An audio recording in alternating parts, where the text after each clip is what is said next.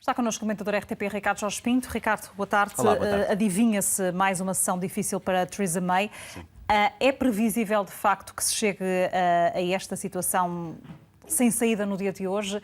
Ou depois daquilo que ontem Theresa May conseguiu alcançar, ainda há uma luz ao fundo do túnel? Não, se houver uma luz é muito ténue e quase ninguém a vê. A verdade é que pelas declarações de voto que ouvimos hoje à tarde, percebemos duas coisas. Em primeiro lugar, que a derrota de Theresa May não será tão grande como foi na primeira votação. Houve já alguns deputados, nomeadamente a sua bancada, que anunciaram que, apesar de não estarem muito satisfeitos com este acordo, poderiam votar a seu favor, mas são ainda muito insuficientes para uma qualquer passagem deste acordo.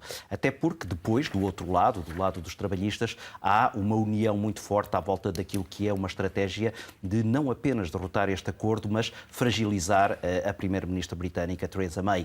E, portanto, está aqui criado um cenário que dificilmente poderá levar quer uma solução para esta novela que já se arrasta há muito tempo, quer também para a situação política que está naturalmente a conturbar a liderança de May. Agudizar-se também. Ricardo, sendo previsível esse segundo chumbo no espaço de 2 meses, qual é que é o real significado para todo este processo, para o Brexit, para o Parlamento Britânico e também, desde logo, em primeiro lugar, para o próprio Governo e Theresa May?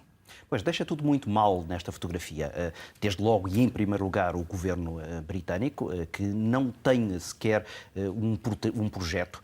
As críticas que têm sido feitas, nomeadamente da Europa, digam-nos pelo menos o que é que vocês querem para nos tentarmos aproximar da vossa posição. E a verdade é que aquilo que Theresa May tenta negociar é sempre muito nebuloso. E assistimos sucessivamente a uma tentativa de aproximação por parte da União Europeia, nunca recompensada por qualquer avanço do lado britânico. Depois, fica mal também o próprio Partido Trabalhista, que já teve aqui várias posições, tem sido até ambíguo relativamente ao que quer, se quer, por um lado, uma saída sem acordo, se não aceita uma saída sem acordo, mas quer então o adiamento da cláusula 50. Enfim, nunca se percebeu também muito bem onde é que fica aqui os deputados trabalhistas e depois fica de alguma maneira mal também aquilo que é o funcionamento da própria União Europeia. Porque se estas dificuldades estão a ser encontradas no Parlamento Britânico, de certeza absoluta que seriam encontradas do lado europeu se houvesse também uma discussão daquilo que é este acordo do Brexit.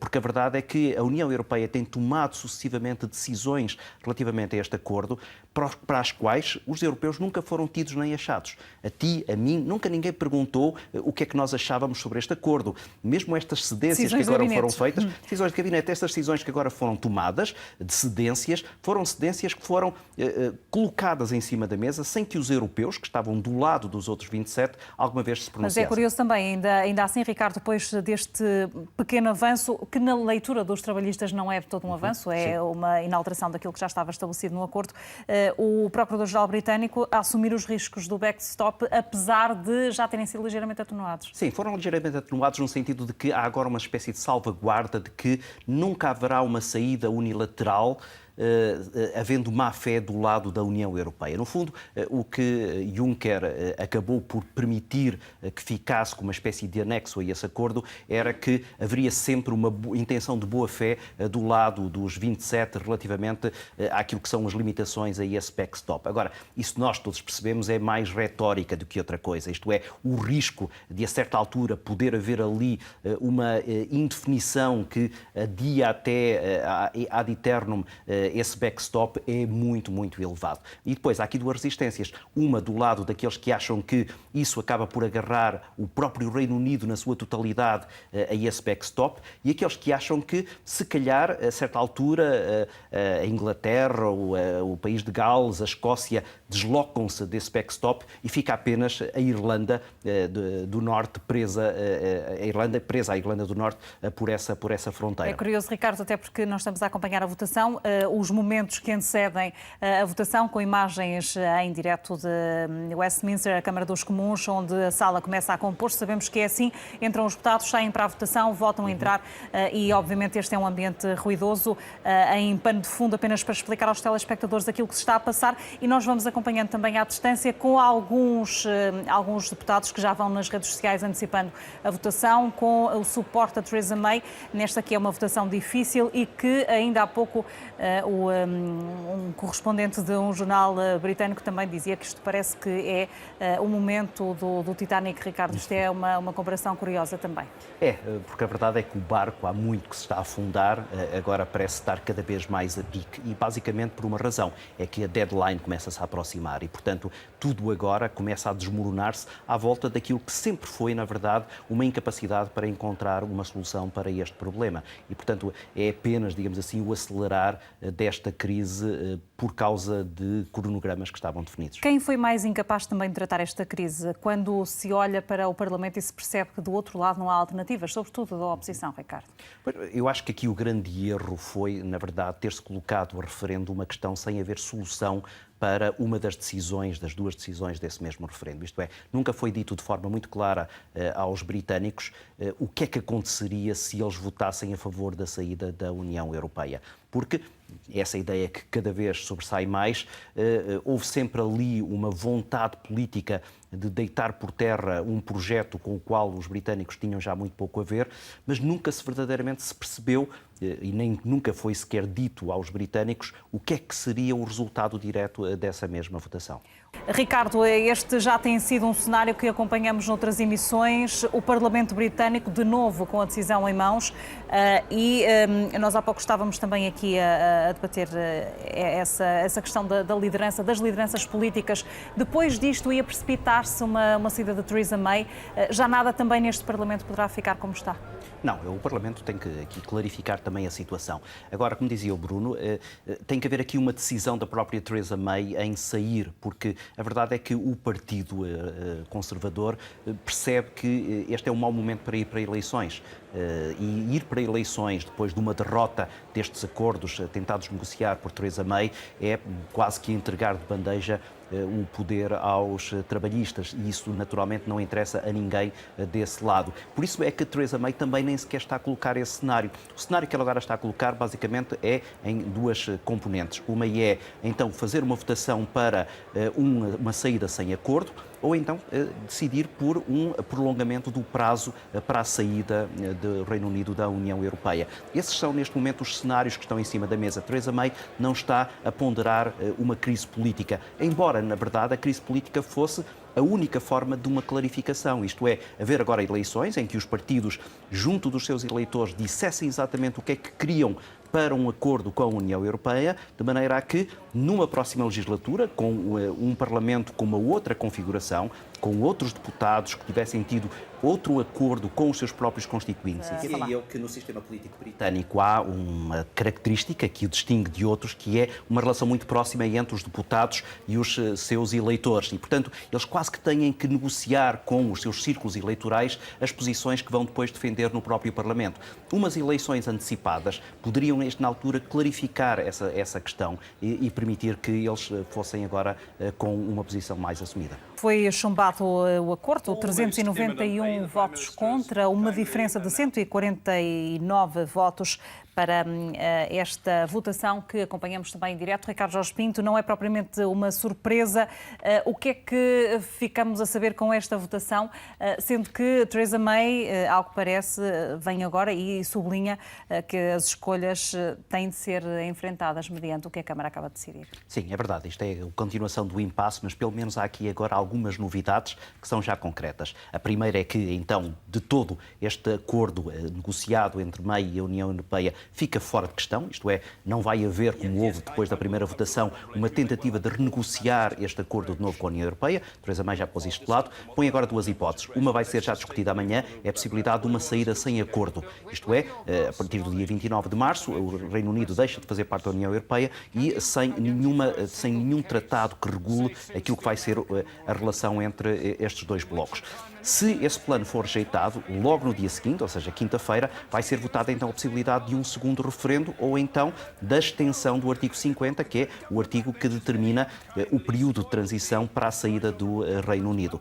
Ora, o que Corbyn imediatamente lhe disse foi: não contem connosco para uma saída sem acordo. Significa que amanhã, apesar de haver liberdade de voto no Partido Conservador, Theresa May disse que cada deputado pode votar como quiser, mas do lado dos trabalhistas foi logo dito: não contem connosco para a aceitar uma saída sem acordo. E diz que vai voltar a pôr de novo à discussão o acordo que os trabalhistas sempre quiseram negociar com a União Europeia, mas que nunca teve também apoio parlamentar. São caminhos, não são propriamente caminhos novos nesta difícil equação, Ricardo, mas qual deles pode neste momento ser o que poderá, se é que ainda é possível, salvar a face minimamente do Reino Unido, do Theresa May até, que continua na cena política britânica? É estender o prazo de saída do Reino Unido. Não vejo neste momento qualquer outro cenário plausível, porque claramente a maioria não vai querer sair sem um acordo, a maioria também não está de acordo relativamente a nenhuma das negociações ou dos acordos para negociação, quer do lado do conservador, quer do lado do trabalhista, e também ninguém quer, neste momento, ficar neste limbo sem nenhuma solução. E, portanto, vai ter que se pedir agora um adiamento desta saída e vamos ver de que maneira é que a União Europeia responde a esse pedido, tendo em conta um aspecto que foi sempre muito importante, é que a União Europeia sempre disse que aceitava um adiamento da saída se houvesse uma luz ao fundo do túnel, isto é, se se percebesse exatamente o que é que o Reino Unido quereria. E isso dá aso para que uma das possibilidades seja exatamente o segundo referendo, aquilo que sempre Theresa May quis evitar. Esta deputada está neste momento também a dirigir-se à Câmara, Ricardo, e a colocar numa questão que no fundo é o que importa a toda a gente, às pessoas, às empresas. O que é que lhes vai acontecer daqui a 15 dias? Clarifiquem, é o que ela está a dizer. E essa é a grande dúvida, até porque já há empresas, já há pessoas a mudarem as vidas, precisamente com toda esta indefinição e com medo daquilo que pode acontecer. Sim, porque imagina, e é um cenário possível ainda, que a União Europeia não aceita o alargamento deste prazo e diz, pronto, a partir do dia 29 nós deixamos de contar com vocês, estamos 27 deste lado e estão vocês do outro lado. Aí cria-se imediatamente uma crise diplomática e económica muito grave, porque as relações... Desde logo as incertezas jurídicas inerentes. Desde logo por aí, e depois as taxas que imediatamente iriam ser aplicadas a todos os produtos, a incapacidade do próprio Reino Unido de importar da União Europeia o que quer que fosse, e nós sabemos que o Reino Unido depende muito em termos de importações da União Europeia, e por isso é que havia já pessoas ao longo desta semana a fazer stocks em casa de produtos básicos, tendo em conta essa possibilidade de não haver aqui um entendimento. Parece-me um cenário muito pouco provável. Seria quase que o romper da corda entre a União Europeia e o Reino Unido, e não me parece que de nenhum dos lados haja uma vontade para isso. E, portanto, por isso é que eu digo, parece-me agora o mais plausível um alargamento deste prazo, que de alguma maneira impede ou evita que haja essa situação mais catastrófica de um romper da corda e dessa crise que imediatamente se abateria. Agora, isso não significa que esta indecisão não provoque danos económicos muito profundos. Já provocou vários. Já provocou e vai agora começar a ser ainda mais duro, porque não apenas ao nível das bolsas, que vão ficar muito instáveis, a moeda, a libra, que vai continuar certamente a cair, com todas as implicações que isso depois terá, quer para um lado, quer para o outro. Portanto, esta votação, embora fosse muito previsível, é um cenário, na verdade, muito sombrio para aquilo que serão as próximas semanas. E recordamos, aqui em Portugal, numa recente entrevista, o Ministro das Finanças a dizer que havia, relativamente ao futuro da economia portuguesa, duas variáveis muito importantes. Uma era a guerra comercial entre os Estados Unidos e a China, a outra era o Brexit. E, portanto,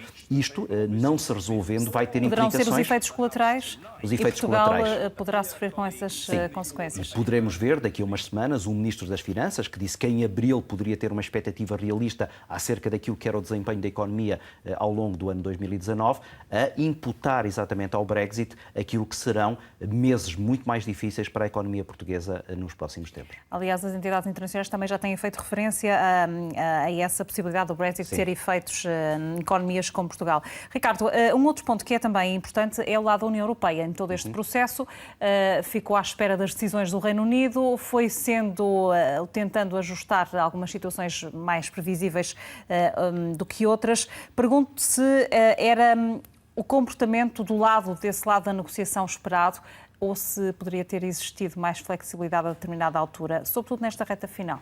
Diplomaticamente era o comportamento que se esperava que a União Europeia tivesse, de uma grande abertura, uma grande tolerância, uma grande paciência nesta negociação.